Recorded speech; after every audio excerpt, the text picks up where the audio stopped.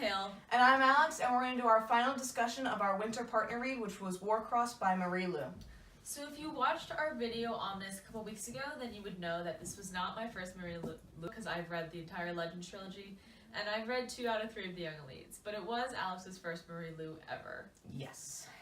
So we generally felt the same about this book, and I believe we both gave it 4 stars on Goodreads, so we kind of felt conflicted about it at different points, so that's part of it.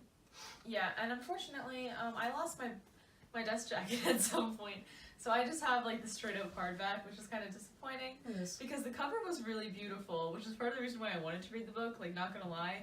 But the last 50 pages really picked up the pace a lot, because before those last 50 pages or so, I was really gonna give it a 3-star, but then it got much better. And actually, really exciting was I predicted what was gonna happen about like halfway through it. And I like remember when I finished the book, I was like, Alex, I was right.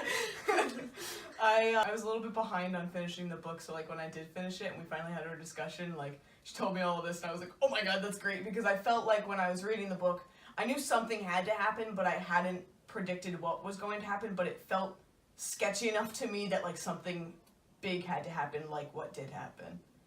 Try not to be spoilery. Yeah, this video is gonna try and be spoiler free to the best of our ability. Yeah, but beware.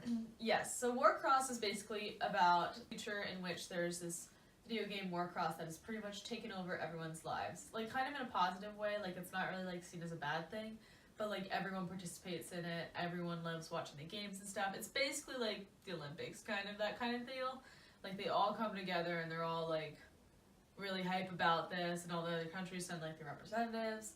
The book kind of gets a little slow towards the middle, in my opinion. It seems like it's a lot of filler space for a little while, but it does pick up a lot towards the end and stuff. And of course, like throughout the middle and stuff, there is still the mystery, so it's not like there's just no plot at all. It's just kind of slow.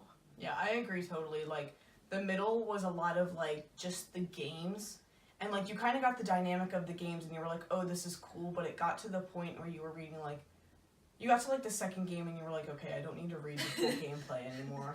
Yeah. And my problem with the book for the most part was I was reading it and I was like, what kind of passage of time is this?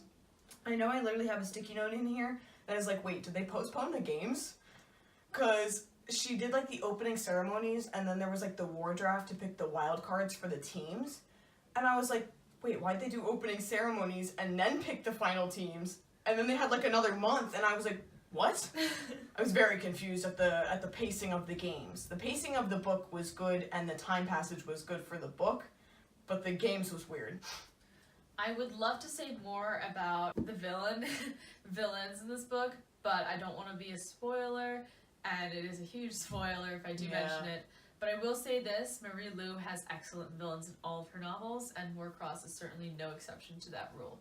So if you love books that really develop that villainy character and make them really awesome and epic and stuff, Warcross is definitely the book for you.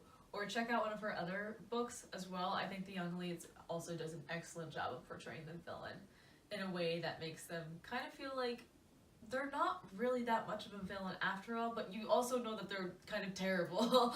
So yeah, I wouldn't have known that Marie Lu has really fantastic villains, because obviously this was my first Marie Lu book, but now that I've read one of her books, I'm definitely really entranced to read the next Warcross book. I don't know if I'll ever end up picking up the Legend series or the Young Elites, because I just feel like most of my friends read that back when we were in like 8th grade, so it's kind of like past then. So it's like... Legend was awesome. Everyone always said it was awesome, and I was just chilling there in 8th grade like, hey guys, I'm gonna read... I don't even know what I was reading. Not Legend. Mortal Instruments, remember? That's when I picked up the Mortal Instruments. Right. That was a good time, actually. I just like never picked it up, but I do really enjoy her books, and I actually really enjoyed her writing style. Interesting. Mm-hmm. I am glad to hear that, because Marie Lu is one of my favorite authors. Mm-hmm. So I might pick up the Legend series. Might add it to my list for China. you should. So anyways, that's it for Warcross, because I'm scared that we're gonna get spoilery if we say much else, and we definitely don't want to do that for you, because you definitely need to pick up this book on your own, even if you don't have the beautiful cover on it like I do. I'm glad I still have mine. If you guys want a spoilery review, we can make one, but Just let us know. let us know. In the upcoming weeks and stuff, we'll do an announcement about our spring reading book, but I'm not going to say anything about that yet because it's a surprise. However, we already know what that book is. So, TBA.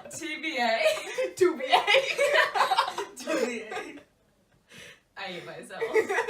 That's it for this one. On that note, that is it for this one. Alright. It's too late and we were filming these. I'm so sorry. Alright. Bye.